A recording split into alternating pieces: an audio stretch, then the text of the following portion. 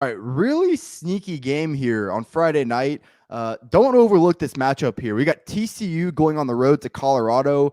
Obviously, it was a very disappointing year for Colorado last year. But listen, TCU, I mean, this line opened up at 10, 10 and a half towards TCU as the road favorite. It's all the way up to 14 now. 13 and a half is the consensus number, but there is plenty of 14s out there. I mean, I grabbed it at 14 for a full unit. I think this line is outrageous, and I'll tell you why. I know TCU sets up to be pretty good offensively. Got two good quarterback options, whether it be Max Duggan, whether it be Chandler Morris. Kendry Miller was an explosive running back last year. You've got a really good deep threat at wide receiver in Quentin Johnson. That's all good and well. But the reality of it is TCU's defense stinks. And y'all should know by now that football is about a lot more than quarterback play, a lot more than how many points you can put up. It's about playing complementary football.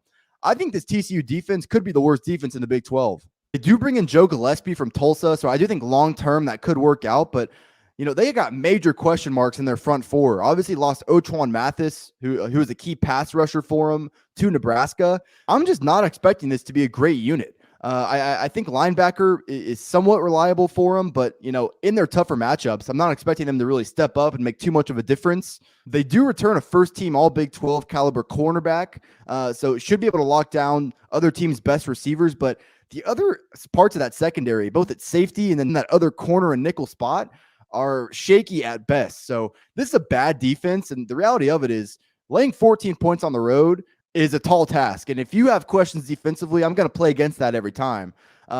This was not a good offseason for Colorado. 22 guys transferred out of the program, had to replace 6 coaches. With that being said, Brendan Lewis is a guy that, I think he does have talent. Saw him take his lumps a little bit as a first-year starter last year. The one thing he did do is take care of the football. I don't think Colorado has that necessary home run hitting ability from the running back position, but Alex Fontenot is a guy that has had some success, especially back in 2019. He should be back healthy now, and think he's plenty serviceable enough an option. They're really deep at tight end, so good safety nets over the middle for Lewis to be working with. I think they've also got more receiver talent than a lot of people would just give them credit for. I do think Colorado has enough coming back offensively to where that kind of ball control nature might work in this game. I think Colorado is going to totally control the time of possession in this one. Folsom Field is not an easy place to play, and that's something that games don't get played out on paper. There's still a lot of moving parts for this TCU program. Obviously, you bring in Sonny Dykes, the first-year head coach, after Gary Patterson was let go. So Sonny Dykes is not a good head coach. It's as simple as that. He didn't work out. He got fired from Cal, and quite frankly, he underperformed at SMU. I mean, for as much talent as he had these past few years at SMU, they were never really a true threat in the American Athletic Conference. So I also don't really like the way he's handled this quarterback controversy.